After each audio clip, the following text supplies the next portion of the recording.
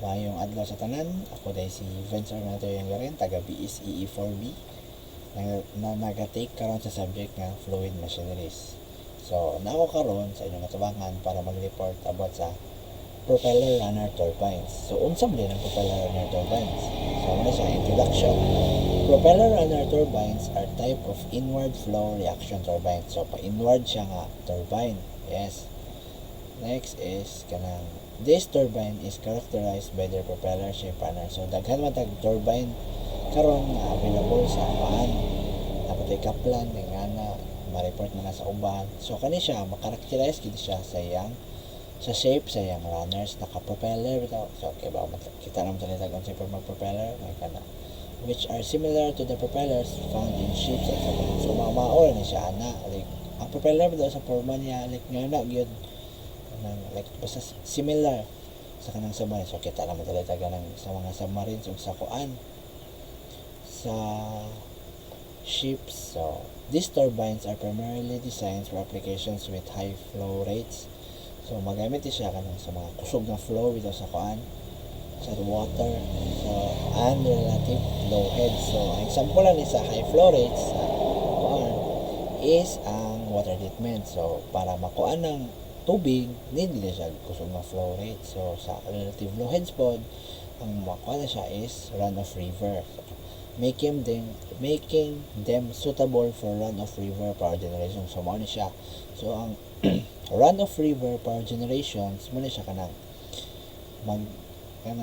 gamay ra ni siya nga kuan. Like mga 20 meters ni siya nga river, reservoir, like nga bitaw maka-generate og kanang power bisag kuan na siya gamay lang. Yes, ano na siya magamit.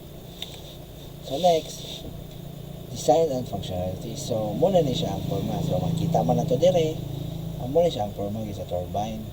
Ana mo murag mao din na siya kanang nasa barko. So muna siya ang design and functionality. So na siya main components ng propeller. So ang first is ang runner. Ang runner mo ni siya kani rotating part that includes blade attached to the hub. So i-attach ng blade sa hub. So mo ni siya ang hub kani mo ni siya ang blades. These blades can either be fixed or adjustable. So kuan na magdepende ra gid na siya sa imong kuan sa imong paggamitan. Mas kuan ang imong gamitan is mas pabor ang flexible, mas pabor ang fixed. So ana magdepende, allowing for optimization of performance under varying conditions. Mo ni kito magdepende ra gid siya og kuan sa imong paggamitan. So scroll case, so mao ni siya case directs water into the runner. Ani ingana niya ang kuan ni water flow. So sunod ang wicket gates, adjustable vanes that regulates water flow into the turbine, enhancing the so wala siya nakita dali like sa kilid na ni siya ani bagbaw nga part. Wala siya kanang door bitaw like nga veins like masa I think adjust ni mo magkakusog or magkahinay ang flow rate sa tubig nga mosud padong sa turbine.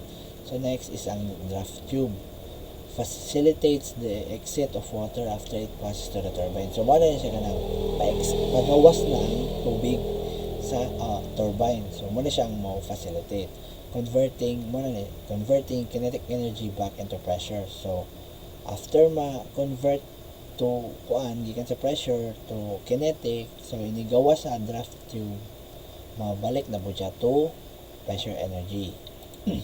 Next is ang characteristics. So dami characteristics ginang kuan. First is ang runner diameter of blade pitch. So ang runner diameter increasing the diameter can enhance the power output but may reduce efficiency due to increased hydraulic losses. So magkadako ang iyang diameter sa runner. So kita na itong runner blades ito ganina. So magkadako ang blades like na magkakusog yung power output kaya magkadako magidagkaan, pero magkahinay ang efficiency kaya dako na mabutya kayo. So the diameter of runners in injection molding is a critical aspect of mold design. So critical siya, so dapat balance kina siya nga kuan ang design niya mo nang maka influencing both the quality of the molded parts and the efficiency. So dapat balance gini siya para ang steady ra bitaw iyang kuan, ang iyang paggana sa turbine dili siya kanang fluctuate nga kalitrag kusog mo kalitrag hinay makuan gini nyo nga steady straight nga na. So next is ang blade pitch. So muna siya ganina, adjustable blades allowed for better performance across kuan. Muna siya katong fixed o katong adjustable kaning nakuan. So ako naman ang kuan ganina, ang adjustable muna kanang pwede nimo padak-an, pwede nimo pagamyan, magdepende ra kana sa imong paggamit. So kaning fixed blades muna ni siya kanang unsa na gid imong gipalit, mauna gid na siya hantod-hantod like kana kay fixed na siya kayo. So blade pitch refers to the angle at which the blades of a propeller, rotor, or other similar devices intersect the plane of rotation. So magkuha na siya kanang sa blades pod ini taod na dili po na siya dito nga maor gid ko mag-adjust ka na ang angle like nagangana ang isa din ang isa gangana na sa di pwede mo kanon na kay murag walay kuan. So dapat na di angle siya nga sakto gid nga kanang mas efficient gid siya. This concept is crucial in various applications including aviation, marine propulsions, machinery like augers and saw. So makuan mo na to nga ang blades gyud magkuan gyud na siya nagin na siya kining daghang kagamitan like mo na including aviation kanang sa aeroplano bitaw like nang kuan nila engine sabi kanina sa kilid ana then kanang kung sa to kanang katong example lang nila sa submarine like ana ships. So next is applications. So mo na siya kani mo na siya ganang gi-connect na sa generator nga para mo generate nag power. Muna siya ang gingon ganina nga wicket gates ang gikan ganina nga moy mo kuan sa water flow pasod sa kuan. So mo gini siya ang turbine. Ya muna siya ang blades. So kita mo na to nga nadyo siya certain angle para mo kuan. Ya muna siya ang turbine. Ya i-connect siya sa shaft. Ya connect sa rotor ug stator, motuyok na siya para mo na siya mo-generate og power. So propeller runners are widely utilized in hydroelectric facilities. So makuha na ana gid siya mostly gigamit sa mga hydroelectric facilities. Like example sa akong giingon ganina katong run off river. So kanta siya kanang hydroelectric. Same po sa kanang po siya lain kanang use kanang Venturi turbines kanang siya kanang turbines ito kanang